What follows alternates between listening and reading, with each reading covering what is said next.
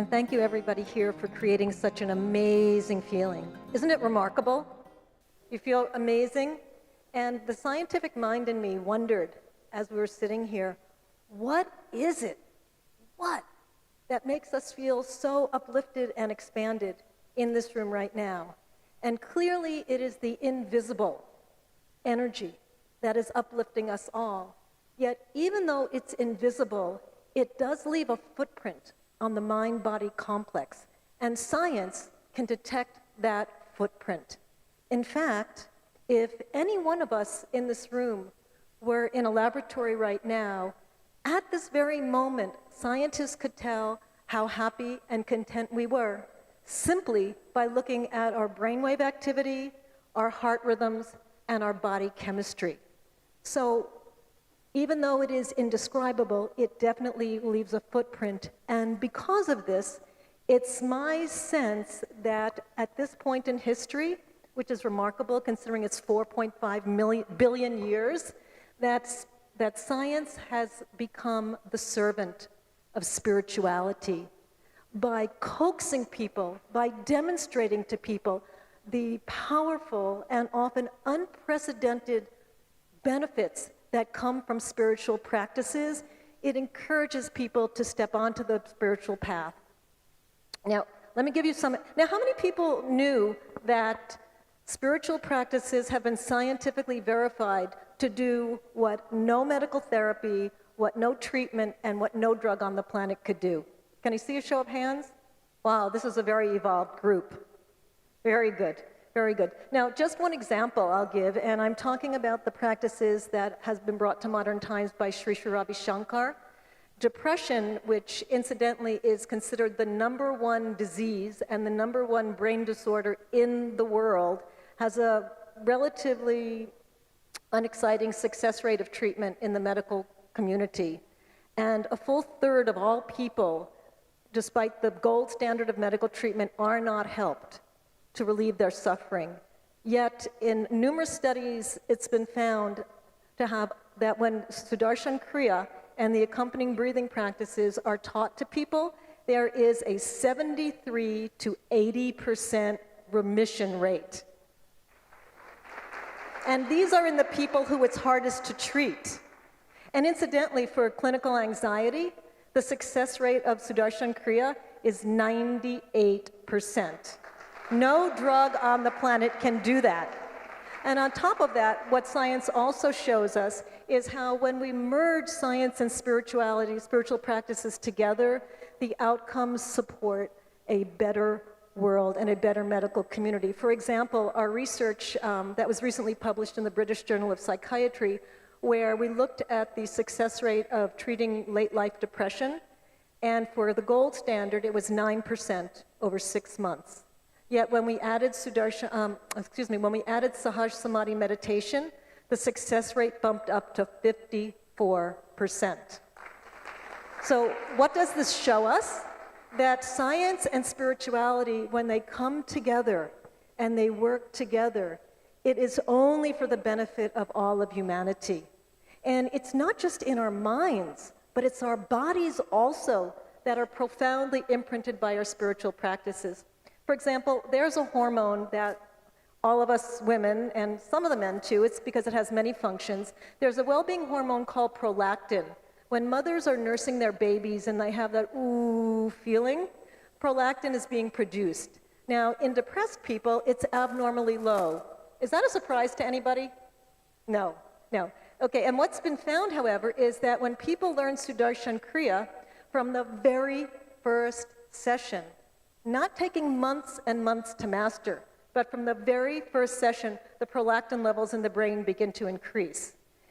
Now, this gives rise to a more humane style of medicine. Not only are we treating more people, but we're doing it more kindly, because right now, when all else fails in the Western world, and here in India as well, electroshock therapy is given to people, which is very painful.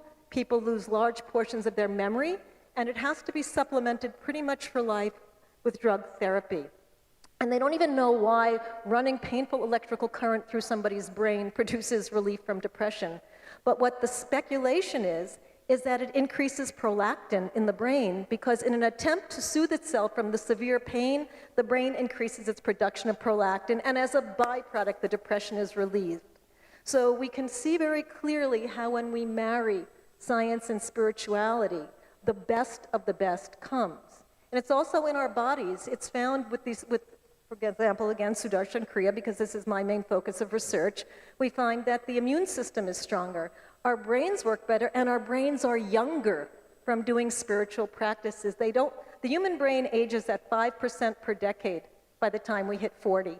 And it starts, other than the 19-year-olds who I sat with this morning, most of us already have deteriorating, well, not us, but people like us who don't do spiritual practices, their brains start deteriorating, starting at age 26, 27. And it's been found that meditative practices can slow, stall, and even reverse these age-related degenerations. And for the heart also begins to be younger and stronger. And our brains, the brains of meditators, are equivalent to people 30 years their junior, which is quite remarkable. And what I'd like to end with is, to me, one of the most exciting scientific discoveries of the power of spirituality to affect change in the world. And that is the existence of mirror neuron systems. How many people have heard of mirror neuron systems? Can I see? Okay, well, you're in for a real treat. It turns out, just as Sri Sri has been saying, and as we heard from Adriana about the field where all life exists, that the human brains are wired to hook up to each other. That there is a system in my brain called the mirror neuron system, which your brain mirrors, and your brain mirrors, and your brain mirrors, and all of our brains mirror, that any emotion or action or behavior that I have, when that part of my brain lights up, that mirror neuron system lights up in my brain, it also lights up in all of your brains if we're locked in.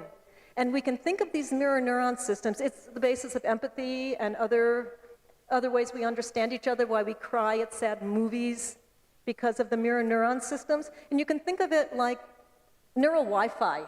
A neuron is simply a brain cell. It locks us into each other. And so our emotions, it's been discovered, just like Sri Sri talks about, that our emotions are contagious, just like a cold is contagious. And while it may be uplifting and wonderful to be around Sri Sri, or everybody, every single person in this room I would take home with me, while it may be wonderful to be around people like us, it's not so valuable to be around where there's a lot of negativity and where the crowd fever and the riots begin to pick up. The value is that when we go inward and we center ourselves without doing anything, without saying one word to other people, just by our presence, as the scriptures of all major traditions have said, we bring peace to the area. And finally, as wonderful as that is, there's something even more magical. We've heard about the mathematical formulas and the laws of nature, right? Well, it turns out that human consciousness is a field in nature, just like the gravitational field and the electromagnetic field, and it operates under mathematical principles. And it has been found that when a small percentage of a population go inward and contact that inner being, the pure consciousness, it creates a field effect in the entire community. People you don't even see, people who can be 1,000 miles away from you. It creates this coherence in the field, and what happens is violence is decreased, sickness is decreased, accidents are decreased, natural disasters are decreased, positivity grows, and even the gross national product increases. So we see the value of us coming together and practicing together. We become an unstoppable army for spreading God's light. So, in conclusion, my dear sisters, and I think I see a few brothers, both science and spirituality at this point in time are pointing us in the direction of the importance of us going inward ourselves, both so that we are happier, healthier, younger, more creative, and more dynamic, and so that we can affect the people around us in the most positive way. And I think, just like you were saying, that it's a remarkable time in history, because whether somebody is an intellectual pansexual, or somebody is a spiritual monk, both traditions point everybody in the same direction, that for making a difference in the world, and even if you're just concerned about being better yourself, or being richer yourself, or being healthier yourself, everything says you must go inward. Thank you very much.